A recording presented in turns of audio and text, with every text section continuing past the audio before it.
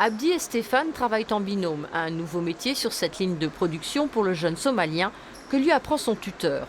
3 semaines en entreprise, 1 semaine en centre de formation, en contrat de qualification d'abord, puis en CDI, pourquoi pas. En tout cas, l'espoir d'un nouveau départ pour ce réfugié arrivé en France en 2012.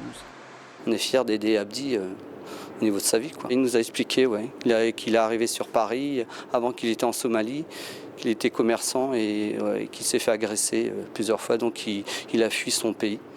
Avec celle de 6 autres réfugiés, la candidature d'Abdi est retenue. Il quitte Paris et débute ici il y a un mois. Une opportunité de travail, mais pas seulement. Parce que à Paris, c'est très difficile pour des logements, pour des réunions de ma famille, de ma femme avec de ma fille. C'est pour ça que j'ai cherché ici de travailler avec des logements.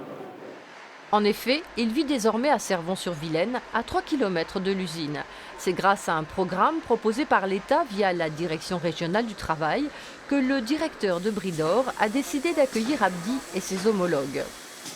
Il existe Emploi et Toi, qui est un programme qu'on a soutenu par une association qui s'appelle Envergure et qui était pour nous la possibilité, dans le cadre aussi de nos projets d'extension, d'aller innover un petit peu dans nos viviers de recrutement. Et c'est pour ça que le fait d'intégrer des travailleurs réfugiés, on s'est plutôt dit que ça pouvait être intéressant, à la fois pour stimuler nos équipes, à la fois pour trouver des gens qui avaient des vraies difficultés, et puis c'était un moyen pour nous d'affirmer nos volontés en termes de responsabilité sociétale.